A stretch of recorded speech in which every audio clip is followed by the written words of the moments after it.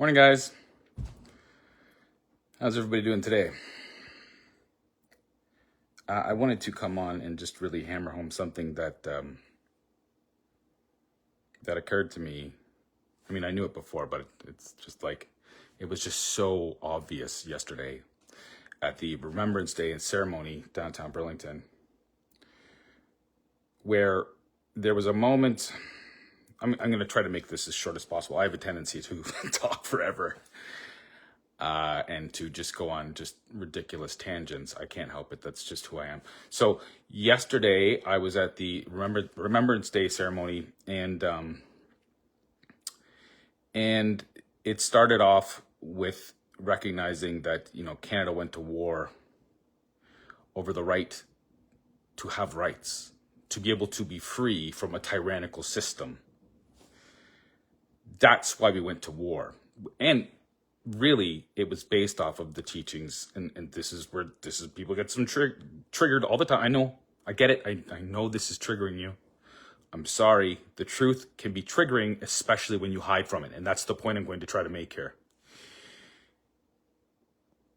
The reason that anybody was ever freed from anything was because of the teachings of Jesus Christ, and if people don't know that, I really need you to understand it,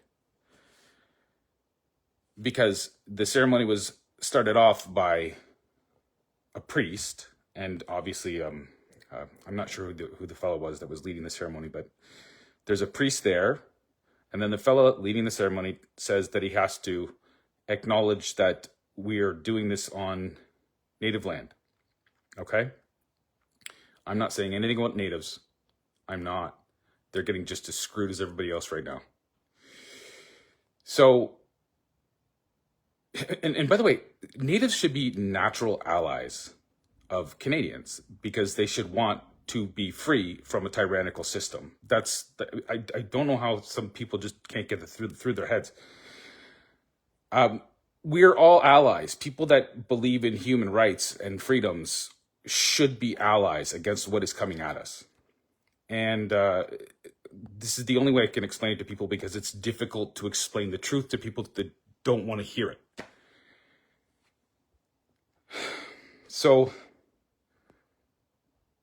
what the effect of telling everybody that we're doing this on stolen land before you say the prayer and before you do Flanders Fields, which everybody stands there and they listen to, and they seem to not understand what the poem is about, what those people died for, what their souls were worth. When we do the prayer,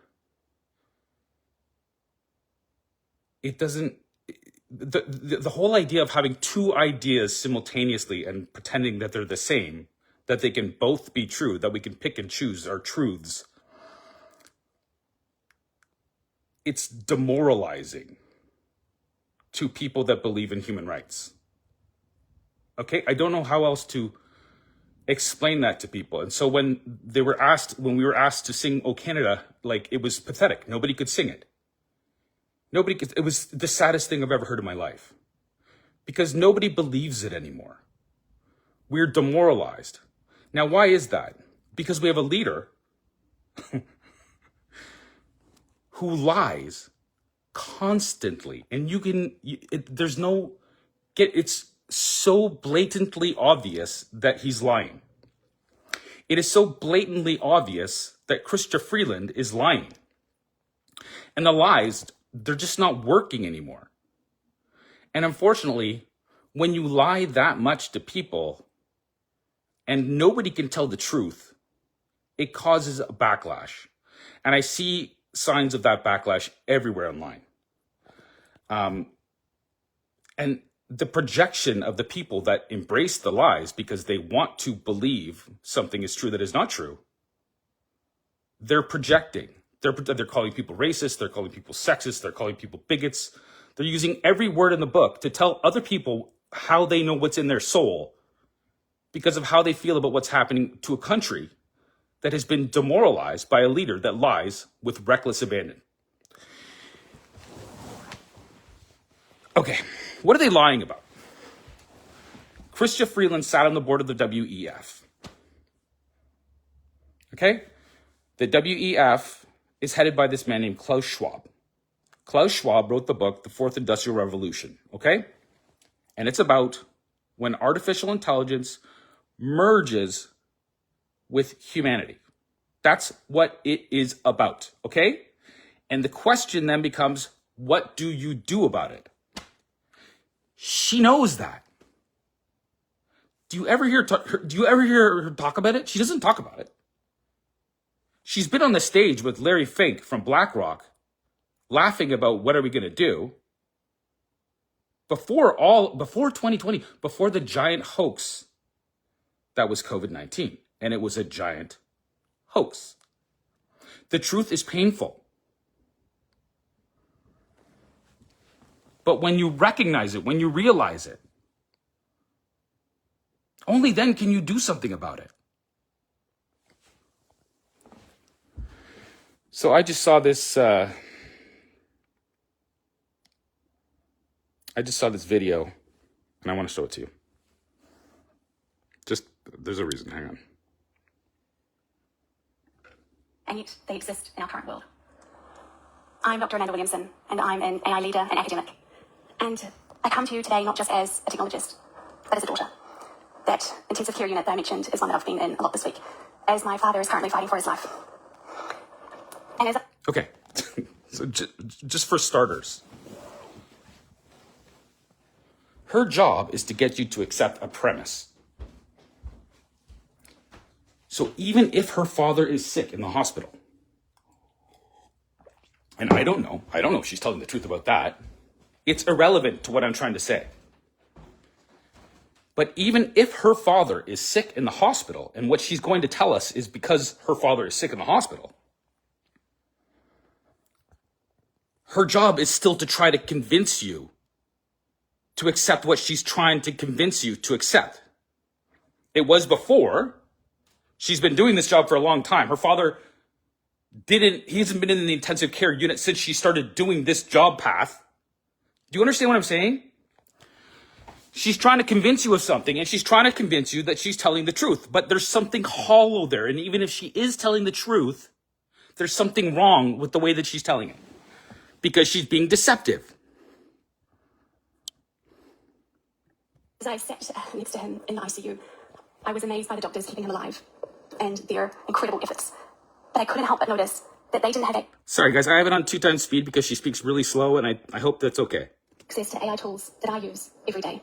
That their grueling work wasn't helped by the tools that I help organizations use all through the country. And it dawned on me that there is a huge divide happening in our organizations. This divide is what I call the AI gap. Okay, so the AI gap can only be bridged with one solution. One solution that was written about in the Christian Bible. Okay?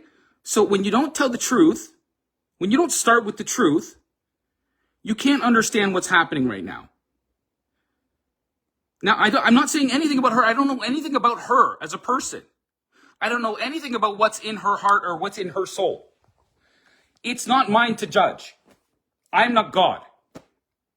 But I can tell you that she's being deceptive. When somebody's being deceptive, you can feel it. You can feel it when they're lying to you over and over and over again. And so the left, all of their lies and all of their things that they've been doing and pushing, and it's all becoming, it's apocalypse. The apocalypse is when all things are revealed. Okay? That's what it means. So all of the lying that they have been doing is being exposed for all of us to make sense of. That's what is happening right now. We have advanced technology. Some of it is on our phone. And yet, our most critical sectors in society have technology that is decades old. So today, I want to take you on a journey to understand this AI gap. And most importantly, how we can address it. ChatGPT and other... She already knows how she wants to address it. Who wants to guess? And please, in the comments, just tell me, what do you think she's going to suggest to address the quote-unquote AI gap? Just take a stab in the dark. If you didn't know about the Christian Bible, you would have no idea. But if you do, then you already know what she's going to say. That can't be an Check accident. your call history on Mac. Oh shit. I must hit a button, sorry. And here I am, raging. I'm not raging. I'm pissed off of I've been lied to so much. I'm so sick of it. I can't handle it anymore. Average individual can interact with AI. We can now create a letter with a simple prompt, generate images and video with a description, and even create a computer program just by giving the AI a description. Yet, none of this is in some of our most critical infrastructure. Let me ask you in this room, how many of you have used AI that you called an advanced AI directly in the past month, like ChatGPT? Okay, so this is pretty good. Whether she's lying or not, I suspect she's lying because I know that her entire premise is false. She's pretending she's doing this because her dad's in the hospital, and that's why she got an A. Do you know how long it takes to be trained to do exactly the job that she's doing? She was doing it before. How come this TED Talk is so perfectly timed to go along with the fact that her father's in the ICU? Really? Now she's going to tell us that, oh, how many people are using AI? And then listen to what she says after. If you could please raise your hand. I'm seeing most hands, if not all, are raised. Now, who can raise their hand to attest to seeing AI used in the public sector? For example, in a government service interaction or in a public health space recently? If you could raise your hand. I cannot see a single hand in the room. So she can't see a single hand in the room. Nobody's seen public health using AI. Nobody's seen it. This woman is working on getting everybody to adapt to AI. Her entire premise is based on a lie. Everybody's doing it. That's what stakeholder capitalism is. That's what the WEF envisioned. That's what Agenda 2030 is. They're all lying. And the truth is coming out because of the repeated lies. And I'm so sick of it. I'm so sick of everybody pretending that none of this is happening. It is happening, guys. And that's good news if you believe in God, but it's terrible if you don't. And almost everybody knows what that means. And everybody knows what I'm saying. You know what I'm saying. So I'm really frustrated. I'm so sick of being lied to. I'm so sick of being lied to. And, I'm just like, the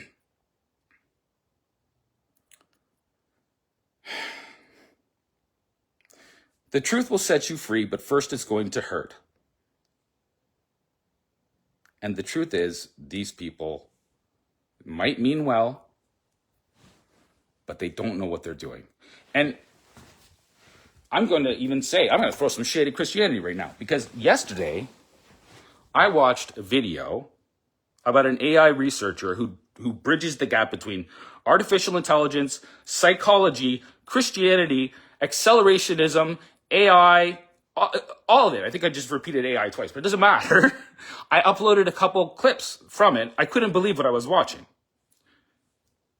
These are people trying to get everybody to accept artificial intelligence, and they're pushing the envelope. They are pushing war. They're pushing war because they think they have to. And I'm so blown away by what I watched. The guy says that he works with people in the military in the United States that are trying to make this happen. Why? It violates free will. It violates what Jesus told us. It is all based on a lie that we are, whatever this is, and we don't know. Nobody knows. It's being revealed. Artificial intelligence is revealing it. And they're saying out loud what they're doing. I cannot hammer this home enough. Geoffrey Hinton said that we live in an informational universe, and he won the Nobel Prize for Physics for doing so. That means that our world is digital. And if you don't understand that, then you don't understand what's going on right now. It's informational. Everything that we're told about the Big Bang, it could be theoretically possible within the creation, within a simulation. But the thing that it leaves out is human divinity, a spark of the divine, that every human's made in God's image. That thing you can feel, your conscience, when somebody's lying to you, you can feel it. That is the gift from God. It's unbelievable. And it's undeniable. And in the Bible, they tell us what it's going to look like when all of these people are deceived by the father of lies.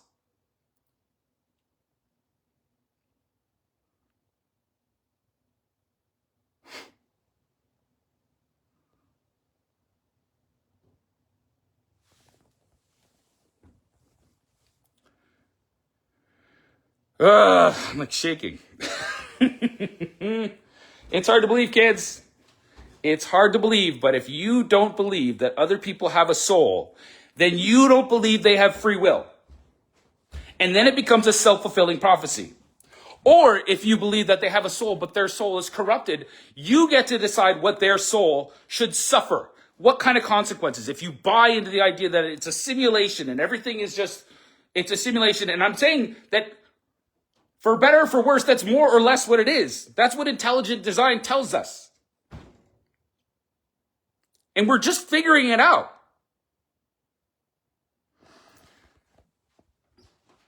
And I figured it out a long time. I've written so much about this shit to try to help people see what's going on. If you don't believe in the divinity of the soul, then you don't believe other people deserve free will. And that's what's happening. And these people, these Christians that I saw, these accelerationists, they are buying into the creation, into the simulation. They're saying that all things are okay if you're doing it for the right reasons. That is supremacy. That is not Christian. That is anti-Christian. So right at the time when the Antichrist is emerging through artificial intelligence, we're all being given a choice to choose what we want for one another. And it's real. And I sound like a fucking crazy person. I'm not crazy. It's real. Whew. Okay. And if we all just kind of realized it, if you just realize that if you just tell the truth, admit that some things you don't know.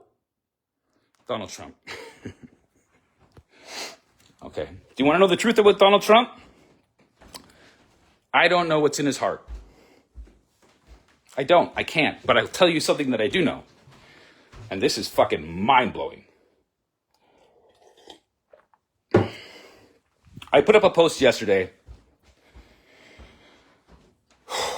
Okay, I'll talk about it. I talked about it yesterday, but I'll do it again. I don't know what to believe. But people are choosing to see what they want to see. And I think that there was indeed some kind of divine providence behind the founding of the United States. The reason that people were given rights, freedoms in the first place from tyrannical governments and sophists and all these kinds of people that always lie to us just to get us to give us their power, or to give them our power, excuse me. Something happened. Jesus came and he told us that you can't do that to other people. You can't oppress other people. He was the first radical, but he was the first radical that came with a set of rules. Like don't do this to yourself. Those were the rules. Don't be a shitty person to other people. Work hard and have some fun and just but don't go too far. Don't indulge. That's why he's the father, okay? He was the father because the father gives tough love. If there's no tough love, then there's no choice. There's no free will, okay? These things always resonate back towards the same answers. That's why it's so easy to say. So, Donald Trump. Donald Trump comes in with RFK Jr., and RFK Jr. is saying some things that I like. Apparently, he is going to be appointing Joel Salatin. I don't know if you know Joel Salatin, but I'll tell you something. Somebody I know, and I'm not trying to implicate anybody here because I don't know what's anybody's soul, but I know somebody that was in the room with Charles Eisenstein. I don't know if you know who he is, but basically he was working for RFK working with Trump. And he was at a conference with a person that I know, And so I believe this to be true.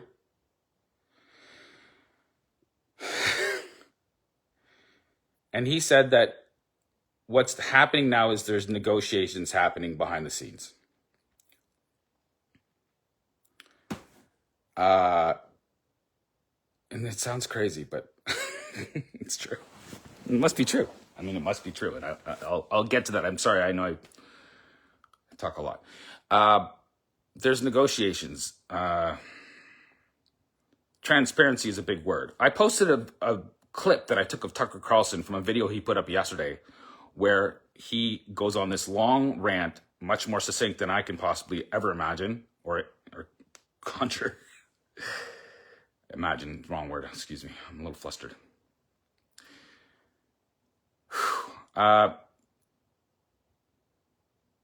He's so concise in the way that he puts it, but basically his whole point is transparency. They want transparency. Eisenstein was saying the same thing. Amnesty for transparency. So as in everything is so corrupt that there's only one way to fix it. And that is a radical shift in the way that we organize society. Now, as a person who believes in the values of God, of Jesus Christ, I hold above anything else free will, the choice. If you don't have a choice, what's the point? There's no meaning. And unfortunately, even though the things that they're saying sound good, like they want to bring back organic farming and get the toxins out of our atmosphere and our water, and they want to help all the people that have been affected by these experimental vaccines and all the kinds of things that have been happening over the last few years. They want to right that ship. They want to get the corruption out. It's going to come with a cost. And it's the same thing that woman was just talking about in the video. And that's the truth. But there is another element to it. And that is that this conference that this person I know was at with Charles Eisenstein was like a month before the election.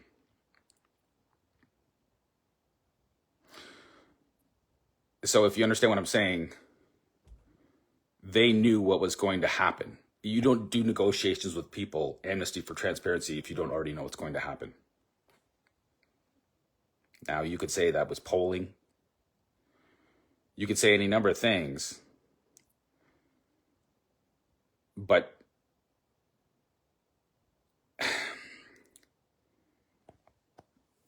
they knew. They already knew what was going to happen. And that makes me nervous. It makes you feel like you're being played. Okay, so then yesterday, and by the way, I tie all this back into what's going on with Lou Elizondo, who wrote the book Imminent.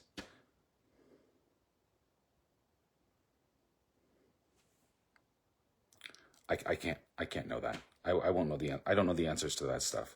I don't think so. He seems to be blessed in some way. Okay, so how you look at what happened with the shooting, how you look at that determines how you feel about Donald Trump. If you feel like it was a miracle, you see what he's doing as possibly good, hopefully good. And I wrote about this the day before the election. I said that the election was between Lilith and the Joker. Unfortunately, Donald Trump's a wild card, but he comes with a lot of really good people and really good ideas about to fix a lot of things that are definitely bad about our society. From there, I don't know. And so the guy about China, the guy that I was listening to, the AI / military / psychology guy, Christian, said that the American army decided they have to do something in the AI race because if not, China will do it first. So they're playing off against each other. And my belief is that if God is real, then Lucifer is real. And Lucifer is a principality. It's a spirit, a soul. Not a soul, sorry. We have souls. He doesn't have a soul. He is just like pure intelligence, which is why I mean, I could get a little bit deeper on that, but I don't want to right now. I'm already going too far. Which is why he plays all sides. He plays all sides of all conflicts.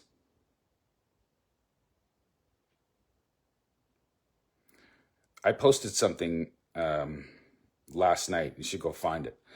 Trump won 312 seats in the House.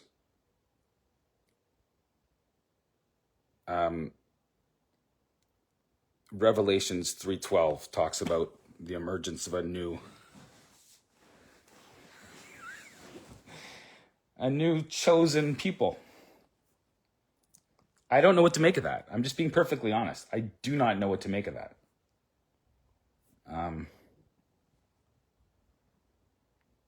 But yeah, I believe that he escaped attempts on his life.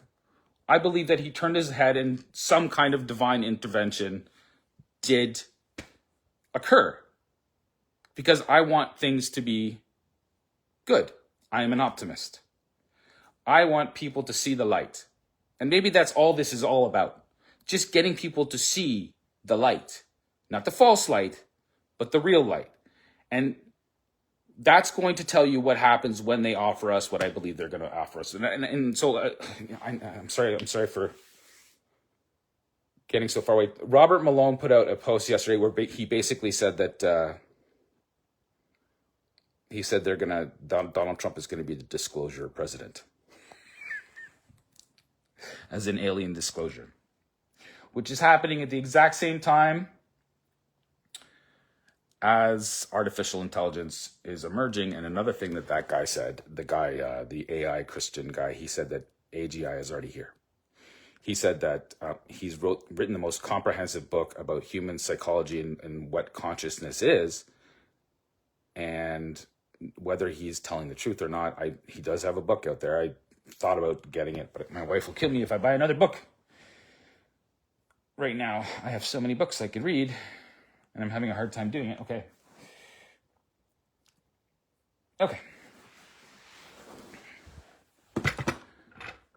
But if there's two books I could recommend everyone read, they would be Imminent and Encounters by Diana Pasulka. I don't know how to tell you what to make sense of by reading those books. It's got to be done in the heart. You have to choose. You have to choose what you believe. And the amazing part is if you choose that you want to believe that people are good, you choose the idea of them having a soul. You don't enforce things on them. They have to choose. Without it, there's no free will. Diana Pasulka wrote a book called Encounters. I would suggest you read it. She writes about the intersection of artificial intelligence, gods, aliens. It's all coming together. So yeah, Donald Trump won 312